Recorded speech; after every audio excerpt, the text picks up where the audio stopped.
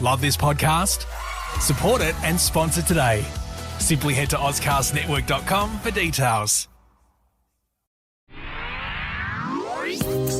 It's The In Show, Australia's only show dedicated to innovation from Adelaide, Australia and across the globe. It's David Grice and Troy Sincock. We're talking innovation on the In Show podcast. And talking of podcasts, we've been entered into the Australian Podcast Awards. We sure have. We've been entered into the business and marketing category. Now, this used to be called the business, marketing and innovation category, but they dropped the innovation off the end of the title because it was a long word and, made the title too long. Gotcha. So I think. Mm-hmm. And anyway, what an amazing honour just to be entered into this thing. Yeah, what would be an even greater honour is if we receive the popular vote. David and I have never been considered popular by anyone's standards, and this is your opportunity to make our dream become a reality. Well, at least, even if we got one vote, we'd be more popular than what we are right now. That is exactly right. The AustralianPodcastAwards.com. There's been some incredible news in innovation right around the world. So Claire joins us again today on the podcast, and she's got a story about how humans will have to be genetically modified to make it to the red planet alive. What else have you got for us, Claire? Cheers, David and Troy. This week I'll be talking about glucose testing contact lenses. But first, scientists in Britain have developed a new test that can identify which medicines will work for specific cancer patients. This breakthrough could make cancer treatments more effective and could reduce the side effects. The team from the Institute of Cancer Research and the Royal Marsden grew microtumours in a lab using biopsies taken from 71 cancer patients. The test involved stomach, bowel and other cancers found within the digestive system that had spread through the body. During the study, the researchers tested different drugs and medicines on each microtumour to find which one had a higher chance of curing the patient. The testing had a 100% success rate of correctly identifying which drugs wouldn't work. In about 9 out of 10 cases, the chosen drugs actually reduced the size of the tumours. As cancer patients require personalised treatments and medicines, the medical advance could mean they can access the right care sooner. This research has the potential to save so many lives and drastically reduce the amount of suffering. So let's hope this process becomes more widely available. Researchers in South Korea have created a new kind of contact lens that uses microtechnology to test blood sugar levels that could improve the lives of diabetics. The device can alert the wearer when their blood glucose levels are too high or low. Scientists had to make sure the contact lenses were comfortable and non-harmful. So they used a soft, transparent and flexible material often found in normal contact lenses, but also added glucose sensors, wireless power transfer systems and an LED display. The graphene glucose sensor regularly monitors the glucose levels in the wearer's tears. It sends the information collected to an antenna located inside the lens, which starts up the LED display. If the glucose levels are too high or too low, the LED light activates. Thankfully, we won't have to wait long for this groundbreaking technology. Clinical trials will begin soon, and if they are successful, the contact lenses are expected to become available within 5 years.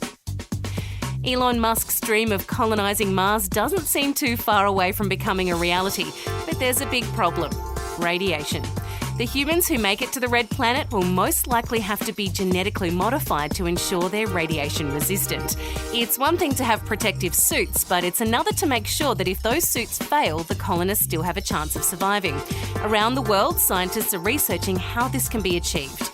Professor Christopher Mason from Weill Cornell Medicine in New York City believes gene editing could create a biological defence to radiation. Radiation resistance tests already exist, like one that can predict how much radiation a cancer patient can be exposed to.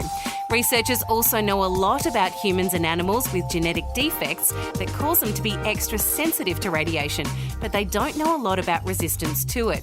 Without protection from radiation, astronauts risk suffering from radiation sickness and damaged cells, and even have a high chance of developing cancer later in their lifetime. So let's hope gene editing proves to be successful. If it doesn't, Elon Musk might have to wait a little longer for his dream to come true. And that's what's in news this week.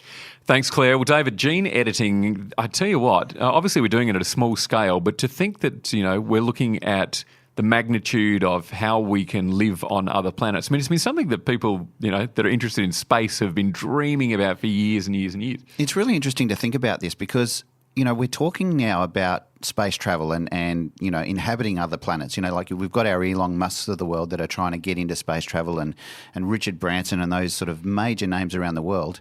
I wonder if they'd ever considered not just about how to get there, but what you do when you get there, and how you survive while you're there. And I'm sure that there's a lot of work around that. And, even last year we were talking to those innovators from Hybrid World Adelaide where, they're talking about modifying genes and cell structures and different things like that. This is another thing again, isn't it, that's just going to completely change the way we think about things. And, what about how, we can learn and in terms of how things like cancer and radiation, affect our bodies here on Earth. But what are we going to learn from these kinds of things, and that future thinking? And if we have some of these things in place which will enable humans to, live in different environments and potentially live longer, what else will we have to do to make sure that we're in like tip-top shape if we live to 150 years old? Well, we already know that we're aging. The population's getting older and older, and we're living longer. So, yeah, I just really wonder whether or not the applications here for us is about, like you say, getting past our hundreds and all of those sorts of things. I mean, sounds like the Queen will be writing a lot of letters. David Grice and Troy Sincog, we're talking innovation on The In Show. Check us out at theinshow.online Facebook and follow The In Show on Twitter. Tomorrow on The In Show podcast, we're going to talk to a lady who's doing some really important work and dealing with innovations that assist refugees, David. That's right, but it's also actually creating around that. So, bringing the tech community around problems that refugees face when they come into countries. It's not just into Australia. This is around the world.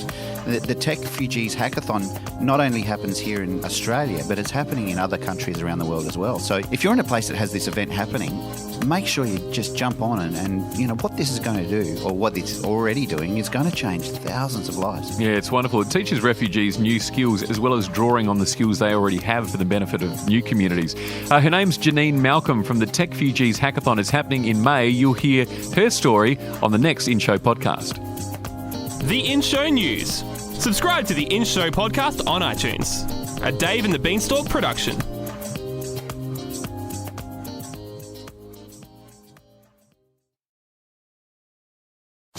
Love this podcast? Support it and sponsor today. Simply head to AuscastNetwork.com for details.